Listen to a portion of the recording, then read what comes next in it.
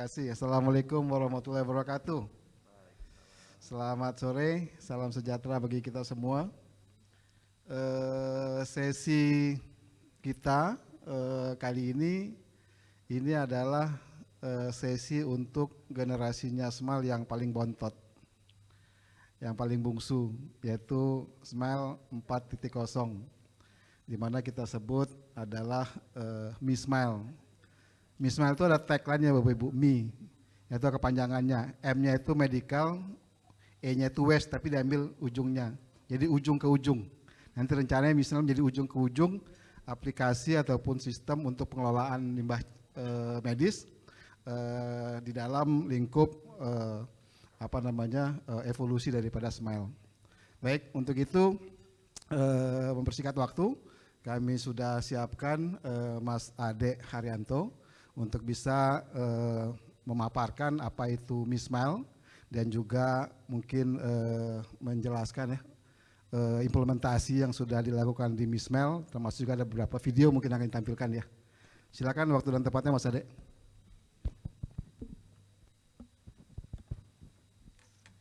Ya, selamat sore Bapak Ibu. Ya, sambil menikmati kopi breaknya ya. Sebelumnya Assalamualaikum warahmatullahi wabarakatuh.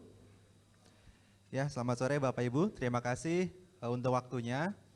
Terima kasih Pak Tian untuk waktunya. Kami telah diberikan kesempatan untuk dapat memaparkan hasil dari perjalanan Mi Smile yang hingga sampai saat ini telah terimplementasikan. Jadi Mi Smile ini saat ini statusnya sudah digunakan oleh rumah sakit ataupun oleh pasienkes. Namun sebelum kita masuk ke beberapa slide yang akan kami tunjukkan, pertama-tama izinkan saya untuk menampilkan alur dari pengelolaan limbah pasienkes ataupun limbah medis yang ada di Indonesia. Ini adalah irisan ataupun alur yang dikelola oleh Kemenkes yang berwarna kuning. Nah, sedangkan untuk di KLHK, pengelolaan limbah di Indonesia itu sepenuhnya dikelola oleh KLHK. Jadi di sini terlihat Kemenkes ada sebagian, namun sepenuhnya dikelola oleh KLHK. Nah, kemudian harapannya Smile nanti akan menjadi sebuah bisa disebut mampu menjadi merangkul untuk dapat merangkul dua kementerian ini untuk saling bersinergi, di mana nantinya data tersebut akan menjadi satu kesatuan atau yang biasa disebut dengan bahasa gaulnya end to end. Jadi nanti ketika datanya ada di Mi Smile, nanti akan dapat dilihat di Kemenkes maupun di KLHK. Seperti itu untuk harapannya. Kemudian berikutnya, saya akan flashback sedikit sebelum kita lanjut ke slide yang berikutnya. Mi Smile ini merupakan sebuah solusi digital yang mana solusi ini dapat nantinya mendukung tata kelola limbah medis berbasis teknologi web dan aplikasi, di mana web dan aplikasi ini terhubung dengan IoT atau Internet of Things yang biasa disebut dengan teknologi pintar. Jadi kalau Bapak Ibu pernah melihat sensor, seperti misalkan di hotel ada gate-nya atau di kantor ada gate-nya, maju ke depan, itu ada sensor IoT namanya. Jadi sensor tersebut dapat membaca kita atau pergerakan kita, yang mana ketika kita berjalan gate tersebut akan terbuka. Ataupun seperti di Smile itu ada IoT logger suhu. Nah, itu salah satu contoh yang mana Mi Smile juga menggunakan sebuah IoT. Dan nantinya terhubung dengan pemindai scan QR. Nah, sehingga harapannya dengan menggunakan Mi Smile nantinya kita dapat melihat data timbulan limbah itu secara real time. Kemudian berikutnya, Mi Smile ini tidak dapat berdiri sendiri hanya dengan web atau aplikasi, tentunya saja ada perangkat pendukung.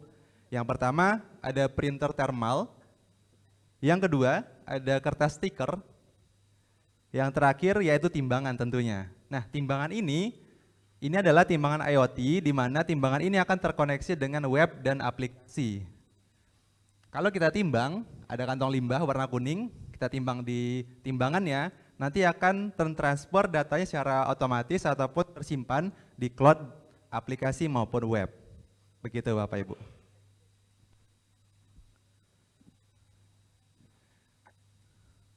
Dulu, petugas menulis label menggunakan kantong limbah dengan spidol.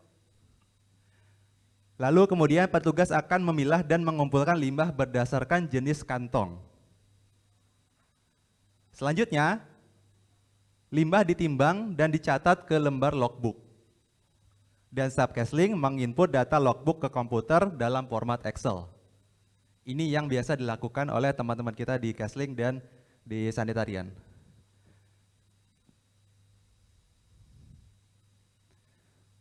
Sekarang, dengan adanya MiSmile, petugas Casling mencetak label stiker menggunakan MiSmile dan printer thermal. Lalu kemudian petugas memilah limbah, kemudian menempel kertas label, lalu dibawa ke TPS dan ditimbang menggunakan timbangan IoT. Prosesnya seperti berikut, petugas akan men-scan barcode yang ada di kantong limbah, kemudian kantong limbah akan ditimbang menggunakan timbangan pintar IoT MiSmile, dan datanya langsung disimpan ke aplikasi. Nah, ini langsung terhubung ke web dashboard dan aplikasi. Jadi Bapak Ibu yang saya misalnya ada di posisi Sulawesi Utara waktu implementasi. Nah, nanti data tersebut ketika disimpan dari Jakarta itu langsung bisa dilihat pada jam saat itu juga. Jadi pada detik itu disimpan akan langsung terlihat di Jakarta. Jadi seperti itu Bapak Ibu. Nah, ini adalah overview dari tampilan dashboard kita.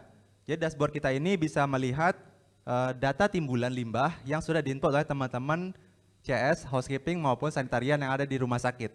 Kemudian juga bisa kita lihat grafik timbulan yang sudah diinputkan berdasarkan rentang tanggal atau hari. Dan aplikasi MiSmile ini tersedia di Google Play Store. Dan ini nantinya dapat membantu teman-teman yang di lapangan tidak harus membuka laptop, tapi hanya menggunakan smartphone untuk melihat data maupun menginput data ke dalam MiSmile. Nah, pada berikutnya kita akan melihat perjalanan dari MiSmile. Yang pertama itu kita di Oktober 2023 kita melaksanakan pilot project di 3 site, 3 pasienkes. Yang pertama dari RSUP Dr. Sarjito di Yogyakarta, kemudian RSUD Tarakan, dan 1 Puskesmas Kecamatan Setiabudi. Jadi kita pertama kali melakukan MiSmile ataupun menerapkan MiSmile di 3 pasienkes tersebut. Kemudian di Maret 2023 kita melaksanakan launching dan perluasan ke 30 rumah sakit yang ada di Indonesia. Dan dilanjutkan dengan di bulan Mei sampai akhir Juni kita melakukan implementasi atau instalasi serta pendampingan di 30 rumah sakit.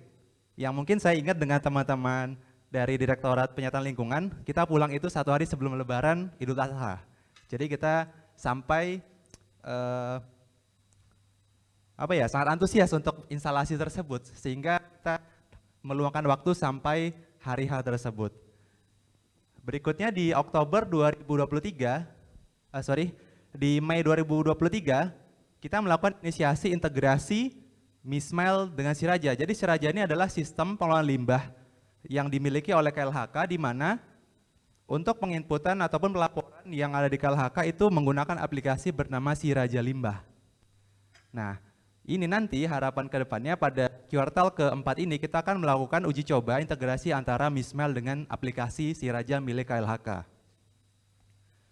Berikutnya di Oktober 2023, MiSmile akan bertransformasi menjadi Smile Platform yang mungkin nanti akan dijelaskan lebih detail pada sesi presentasi Pak Agustian. Yang terakhir, di 2024, MiSmile akan melakukan perluasan ke 1.000 rumah sakit yang akan dibiayai atau didanai oleh UNDP dan 1.425 rumah sakit yang harapannya dapat dibiayai secara mandiri nantinya.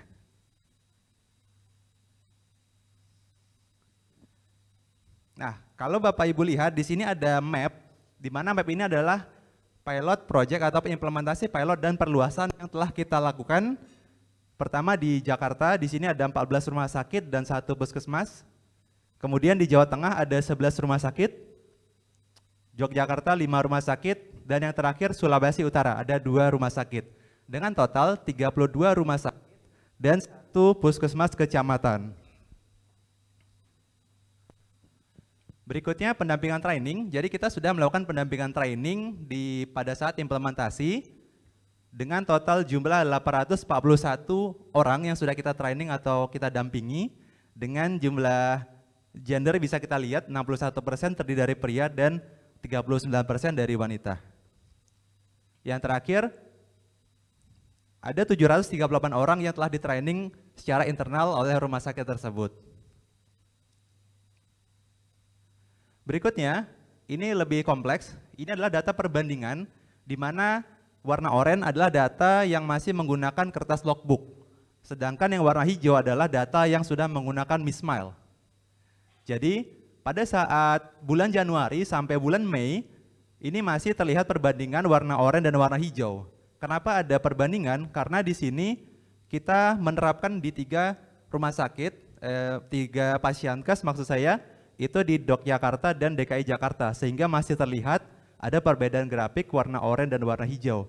Sedangkan di bulan Juni dan Juli, itu sedikit bertambah warna hijaunya karena kita masih masa transisi pada saat implementasi Mismile di bulan Juni sampai bulan Juli pada 30 rumah sakit.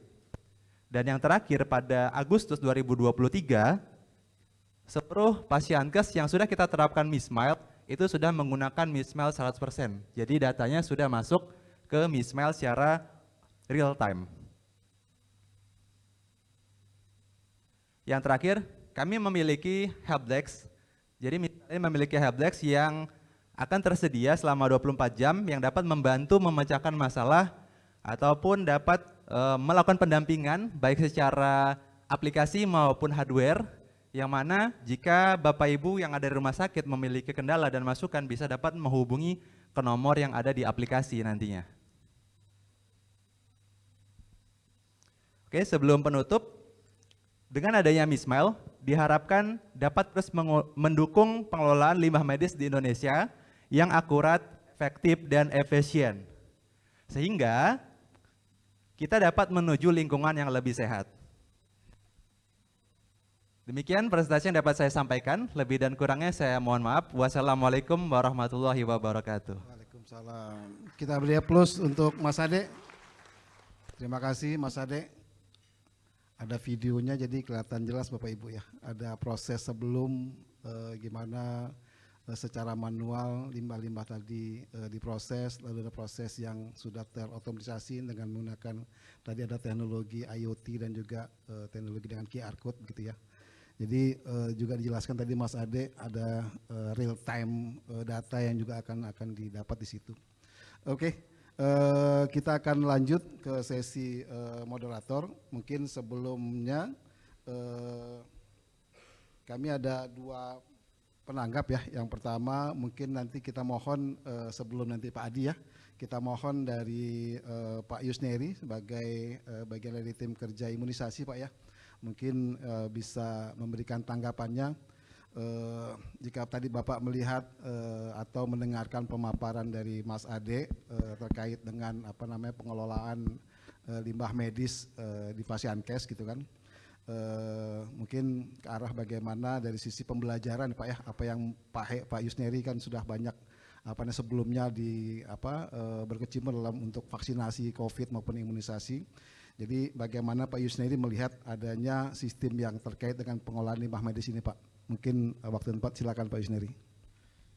Ya, terima kasih Pak. Ini tentunya sesuatu hal yang baru bagi kami ya.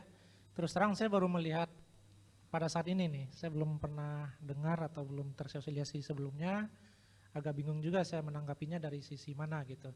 Tapi karena yang ditanyakan barusan adalah pengalaman ketika kita mengelola limbah pada saat vaksinasi COVID, dan mungkin ini menjadi secercah harapan juga ini bagi kami di praktisi imunisasi ini supaya limbah ini, bagaimana limbah ini supaya terkelola gitu. Selama ini kalau kita tahu, sebelumnya tadi beberapa pembicara di awal kan mengatakan dengan adanya fitur-fitur baru ini jangan sampai menambah beban lagi bagi teman-teman di lapangan kan gitu katanya tadi. Tapi saya rasa tidak ya, karena ini adalah sebuah rangkaian kegiatan dan kata Cak Lontong kan beban itu terasa ringan apabila tidak dikerjakan kan gitu ya. Jadi Jadi kalau kita lihat dari filosofi pengelolaan limbah itu sendiri kan merupakan rangkaian kegiatan penanganan limbah hasil pelayanan imunisasi semenjak limbah itu dihasilkan sampai dimusnahkan. Bahkan sebelum limbah itu dihasilkan itu sudah ada perencanaan bagaimana mengelola limbah yang akan dihasilkan tersebut. Ya, kalau kita lihat selama ini dalam pelayanan imunisasi limbah yang dihasilkan itu kan adalah limbah infeksius, limbah tajam dan limbah B3 baik berupa sisa vaksin yang mengandung virus dan bakteri maupun limbah-limbah tajam seperti jarum, spet, kemudian ampul dan segala macam ya. Kemudian juga ada limbah-limbah dari APD, alkohol swab dan lain-lain. Nah, tujuan kita mengelola limbah ini sebenarnya yang harus kita yakinkan kepada teman-teman kita di lapangan supaya tidak menjadi beban, bahwa limbah ini tidak bisa dipisahkan dari pelayanan imunisasi pada secara keseluruhan, di mana tujuannya adalah untuk mencegah terjadinya penularan, untuk mencegah terjadinya pencemaran lingkungan, kemudian yang tidak kalah pentingnya juga adalah penyalahgunaan. Kita pernah mempunyai pengalaman buruk ya di tahun 2015 dulu dengan adanya vaksin palsu. Itu adalah bukti bahwa kita tidak bisa mengelola limbah dengan baik. Artinya apa? Artinya mungkin vial-vial yang sudah kosong atau yang masih berisi ada yang memulung, mengambil, kemudian dimanfaatkan untuk memproduksi vaksin palsu. Nah, dengan adanya sistem ini diharapkan ini bisa kita atasi. Selama ini teman-teman di lapangan dalam pengelolaan limbah ini dalam segi pencatatan saja misalnya kan mereka menggunakan logbook manual, tadi sudah diperlihatkan ya yang warna kuning tadi. Dan setelah mereka memberikan label di limbah itu, mereka tidak tahu lagi limbah itu diapain. Benar nggak dimusnahkan oleh pihak ketiga, karena hampir semua puskesmas yang ada di Indonesia ini mengakunya sih sudah bekerja sama dengan pihak ketiga dalam pengelolaan limbah. Ya, yang dikelola oleh Dinas Kesehatan. Kalau kami dari Kementerian Kesehatan, fungsi kami hanyalah fungsi kontrol yang bisa kita lakukan ketika kita melakukan monitoring evaluasi, MONEV atau supervisi ke lapangan. Nah, itu seringkali kita tanyakan, limbah hasil pelayanan itu digimanakan, diapain? Sudah dikelola oleh pihak ketiga, ada yang menjemput. Ketika kita tanya, apakah ibu bapak yakin limbah yang bapak dan ibu kumpulkan, kemudian beri label, kemudian dibawa oleh orang yang dinamakan pihak ketiga, benar-benar dimusnahkan? Tidak ada yang bisa menjawab. Nah, tentunya kami berharap dengan adanya MISMILE ini, mudah-mudahan kita bisa memantau limbah kita ini, meyakinkan bahwa limbah itu benar-benar dimusnahkan. Sehingga limbah yang benar-benar dimusnahkan itu aman bagi petugas, aman bagi pasien, dan aman bagi lingkungan tentunya. Ya, itu yang kami harapkan. Dan tadi kita hanya melihat bahwa limbah ini dikumpulkan kemudian ditimbang ke timbangan pintar ya, smart scale ya. Jadi kemudian hasil timbangan itu langsung terkonek dengan IoT gitu ya Pak tadi ya. Nah, tapi kita tidak tahu ya, hanya kita bisa menghitung berapa kilo limbah yang kita kelola dan kita musnahkan. Tapi kita tidak bisa mengetahui jenis limbah apa saja yang kita ini, apa sudah dipisah-pisah juga Pak? Sudah ya? Kalau gitu terutama yang limbah-limbah dari botol-botol ini kan rawan juga, seperti yang saya katakan tadi, jangan sampai lepas lagi ke pihak yang tidak bertanggung jawab kan gitu kan. Nah, jadi memilah, memisahkan, mengumpulkan, kemudian memberi label, mengangkut, memusnahkan, itu benar-benar harus tercatat dan terpantau dengan baik. Dan kami sangat berterima kasih sekali kalau memang aplikasi ini bisa kita gunakan secara luas nanti di semua vaskes yang melayani imunisasi tentunya. Dan kalau kita berkaca pada pelayanan vaksinasi COVID dulu, karena yang ditanya itu sebenarnya betapa di awal-awal pelaksanaan penanganan kasus COVID ini, baik penanganan kasus maupun vaksinasi, kita kewalahan dengan limbah ini Pak. kita mendengar di berita-berita banyak limbah-limbah berserakan, apakah itu APD, masker, kemudian kapas alkohol swab dan lain-lain yang dibuang oleh mungkin teman-teman kita dari petugas kesehatan juga yang membuang sembarangan, ada yang membuang ke sampah rumah tangga, ada yang membuang di sembarangan ya, sehingga itu dulu kita mendengar pemberitaan sesuatu yang sangat mengerikan. Kemudian begitu juga dengan limbah-limbah hasil pelayanan imunisasi, ternyata tidak semuanya terkelola selama ini. Kita kalau datang ke puskesmas masih ada safety box yang sudah penuh hasil pelayanan vaksinasi atau sentra-sentra vaksinasi COVID yang seharusnya kan sudah dimusnahkan dalam waktu yang tidak terlalu lama gitu kan.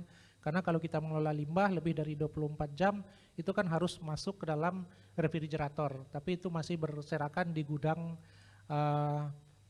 di gudang-gudang kering di puskesmas-puskesmas. Bahkan kami juga pernah beberapa kali di lapangan menemukan jarum-jarum suntik itu dimain-mainin oleh anak-anak. Ya kita nggak tahu mereka dapatnya dari mana. Ternyata mereka mendapatkan dari TPS-TPS-nya puskesmas. Tempat pembuangan limbah sementara ada jarum siren itu, kemudian dimainkan anak-anak semprot-semprotan air dan segala macam ini kan berbahaya. Ya jadi kita berharap tidak hanya vaksin yang kita pantau, tetapi limbah juga kita pastikan benar-benar dikelola dengan baik dari mulai dihasilkan sampai dimusnahkan. Barangkali itu Pak, terima kasih. Baik, terima kasih Pak Yusneri. Wah, lengkap dari sharing pengalaman dan juga beberapa hal yang mungkin bisa dianalisa dari Pak Yusneri. Ya betul Pak, mungkin dari sisi dua hal ya, dari sisi pertama yang terkelola tadi dan juga dengan alur proses. Mungkin nanti kita juga akan bisa langsung juga mendapatkan nanti penanggapan berikutnya, tanggapan dari Pak Adi P. Wibowo dari Direktorat Penyihatan Lingkungan. Mungkin dalam kaitan juga penjelasan kira-kira dari sisi pengelolaan limbah medis itu apakah sudah termasuk dengan klasifikasi seperti apa, dan juga pertanyaan pertama juga terkait dengan dari implementasi MISMAL yang sudah dari 3 rumah sakit begitu Pak ya, dan juga sampai saya rasa pasti kan dari Direktorat Penyihatan Lingkungan melakukan analisa dan seterusnya sehingga bersepakat langsung untuk memperluas ya menjadi 30 rumah sakit. Mungkin ada hal-hal yang menjadi satu perbaikan ataupun benefit Pak ya yang didapat dari proses tadi. Mungkin itu yang pertanyaan-pertanyaan dulu Pak ya. Silakan Pak Adi. Mungkin nanti ada pertanyaan berikutnya. Silakan Pak Adi. Waktu dan tempat. Ya, tadi saya lihat paparan yang sangat baik ya, sudah sesuai dengan apa yang kita alami sama-sama untuk mengembangkan untuk Mas Ade. Lalu kemudian juga tanggapan dari Pak Yusneri tadi sangat cocok ya dengan paparan yang sudah disampaikan. Memang kondisinya seperti itulah di lapangan, oleh karena itu kami sangat mohon dukungan baik itu peningkatan kapasitas ataupun penganggaran untuk meningkatkan kualitas pengelolaan limbah kita, terutama di puskesmas seperti itu. Saat ini kami sedang mengupayakan hal-hal untuk pengelolaan limbah di puskesmas itu. Selain identifikasi dengan aplikasi MISMILE, kalau kita sudah bisa identifikasi, kita bisa tahu sebesar apa limbah yang perlu kita kelola. Lalu kemudian selain itu juga mengenai penyimpanan gitu ya, TPS, lalu kemudian mengenai freezer yang bisa menyimpan lebih dari 2 kali 24 jam. Lalu kemudian juga mengenai kerjasama dengan perusahaan pengolah limbah. Nah itu semua kami upayakan dengan sangat di tahun ini untuk masuk DAK di tahun depan seperti itu. Jadi kami perjuangan itu di Bappenas, akan tetapi memang ada overlapping tadi yang seperti dipaparkan oleh Mas Ade, ada kewenangan KLHK dan kewenangan Kemenkes. Lalu kemudian kami ditanyakan oleh Bappenas, oh ini bukannya sudah kewenangannya KLHK kayak gitu, kok Kemenkes mengerjakan lagi seperti itu. Nah akan tetapi ini timbulan limbahnya bukan limbah B3 dari industri, tapi limbah dari Fasiankes, sedangkan Fasiankes itu Kemenkes yang membina seperti itu.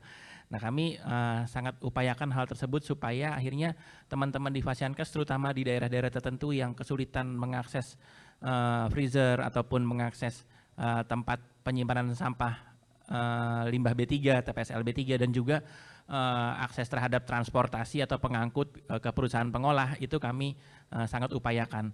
Lalu kemudian kami pun juga sudah membuka juga menu DAK untuk pelatihan pengelolaan limbah Fasiankes seperti itu Pak. Jadi setiap Bapelkes sudah bisa menggunakan kurikulum dan modul yang kami sudah kembangkan juga.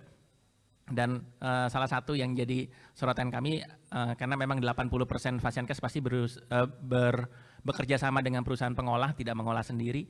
Nah, salah satu yang disorot adalah kami mengupayakan mereka membuat kontrak yang jelas, lalu kemudian ada pasal di mana dipastikan bahwa dilampirkan juga izin berusaha dari perusahaan pengolah. Jadi terlihat di situ bahwa perusahaan tersebut memiliki izin di KLHK, terdaftar di KLHK, lalu kemudian setiap Fasiankes yang memberikan limbah tersebut juga punya akun di Siraja seperti itu. Siraja Limbah itu aplikasi atau situs untuk memantau dan mengidentifikasi timbulan limbah yang dimiliki oleh KLHK. Nah, untuk itulah juga nanti Mismel akan integrasi dengan Siraja tersebut sehingga akhirnya setiap Fasiankes bisa bertanggung jawab untuk melihat sudah sampai di mana sih limbahnya. Karena kalau Siraja menggunakan geo-tracking, mereka pakai GPS, kalau kami di Mismile menggunakan QR code Pak. Jadi kalau kita pesan di toko online kan kelihatan ya, sudah sampai di mana, di sorting center mana, di tempat mana. Nah itu pada saat QR code di-scan, dia akan langsung membaca lokasi dari HP yang nyeken seperti itu. Jadi kalau misalnya pengangkut nyeken sudah sampai di pengolah nih, dia akan mengambil lokasi, oh sudah sampai di pengolah. Lalu kemudian mau dibakar, di-scan lagi, itu sudah masuk ke pengolahan seperti itu. Jadi dengan dua hal tersebut, yaitu tertuang dalam kontrak, lalu kemudian di aplikasi juga terlihat posisinya, harapannya Fasiankes sudah tidak bingung lagi limbahnya dibawa kemana, tapi mereka makin yakin bahwa limbah tersebut benar-benar diolah di perusahaan pengolah limbah, seperti itu. Terima kasih. Baik, terima kasih Pak Adi. Pak Adi ini punya indera keenam ya. Pertanyaan kedua langsung dijawab. Jadi langsung menjawab juga tadi memang betul isu dari Pak Yusneri ya. Saya sedang menyimpulkan mungkin Pak Adi ya. Baik, terima kasih. Jadi memang betul Pak, tadi dari Pak Adi penjelasan bahwa Mismal akan berusaha untuk ujung ke ujung. Artinya apa? Artinya memang dari secara proses mulai dari pemisahan Pak Adi ya, pemisahan lalu pengumpulan generasi dari limbah tadi, lalu ada pengumpulan di TPS dan selanjutnya diangkut oleh provider atau transporter gitu Pak ya. Nah itu kan udah titik irisan tuh antara Fasiankes dengan KLHK ataupun pihak provider yang dalam ini adalah menjadi areanya KLHK. Nah lalu akan diangkut. Nah ini tadi diangkutnya mau dibawa kemana ini? Nah yang diangkut kita dapat nih Pak. Yang diangkut adalah QR atau limbah plastik yang sudah ada QR-nya. Jadi kita udah tempelin tuh dalam transport atau di truk itu Pak Adi ya. Nah tinggal kita nanti ke KLHK. Selanjutnya transportnya akan langsung ke pengolah, dari mana pengolah eksternal seperti ke insinerator.